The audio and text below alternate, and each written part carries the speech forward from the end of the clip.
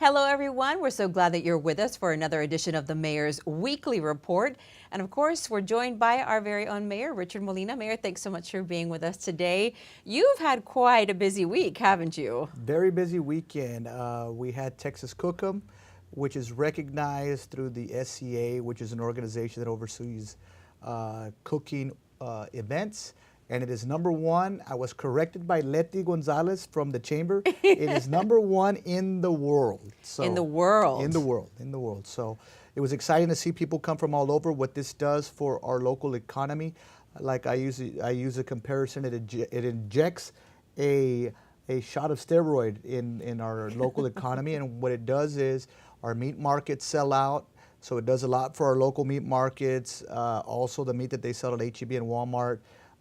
People are buying, and there's always a shortage of meats for them to buy. They compete in so many different categories. And all our hotels this weekend were also filled. So this is what it does, and I hope that we can have more events like this. We did have Pat Green, and what I kept saying all weekend was free, free, free. We didn't charge any entrance or parking fees, and that's what made the difference this year. Yeah, it's great. It's great for people who live in Edinburgh just to have that free event to take the whole family to. Absolutely. So did you taste the barbecue or not? I tasted the barbecue, and I'm still trying to shred those pounds off the treadmill this week.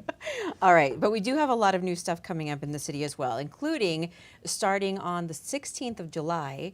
If you have any business to do with the city, we have new expanded hours for you. New expanded hours. Our new city manager, Pilar Rodriguez, had made the recommendation for us to open up from 7:30 a.m. to 5:30 p.m., and that is to have better customer service for our citizens that are out there. If you're going to pay a water bill, if you're going to handle any type of city service, you have an 8 to 5 job. It gives you that window, that 30 minutes in the morning and that 30 minutes in the afternoon to come take care of what you're doing, and this is great.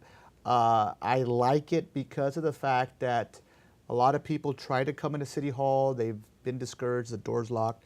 So we're going to try this out. I think it's something new. It's something fresh. And I honestly believe, Carrie, that it is going to work.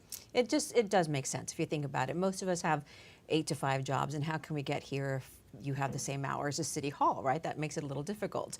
And then also open during the lunch hours. So if you have a lunch break and that's when you do your errands, that's a great time too.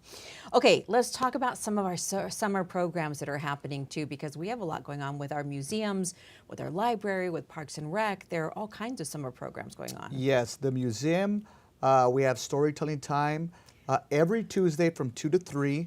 The museum does have events going on. They're closed on Mondays, but Tuesday through Friday, you can go in there from 10 a.m. to 5 p.m. And our museum here is a hidden gem that a lot of people... And it's open the weekends too. It's open Saturdays, the weekends too. Saturdays and Sundays. Yeah, so it's great to be able to have your kids. Maybe you're looking for something for them to do. They have programs there as well. And of course, our library always puts on great summer programs, and our Parks and Rec. So we just encourage you. You know, I've had my kids get the syndrome of getting on the video games. No, none of that. Get off the sofa. Let's go out and let's get active, and let's go and visit these resources that we have in the city. And there are reading programs going on right now for children, for teens, and for adults, all together at the library happening right now, which is great, because when the family participates together, it's nice. Absolutely. You know what else is coming up? Our soccer games. The Toros are back in town, so we have quite a few soccer games coming up. Yes, yes. One of the things that we had recently was we had 2 professional Mexican soccer teams that did play here at our HEB Park. We had sold out. Sold out. Over 10,000 people.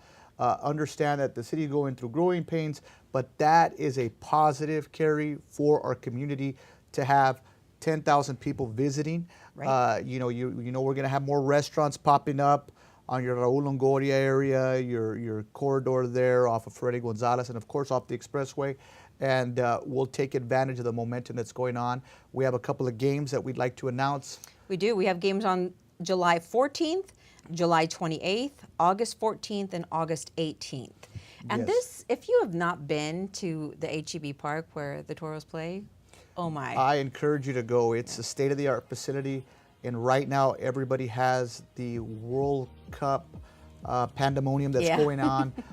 You walk in right now, 1:30 at a bar and grill.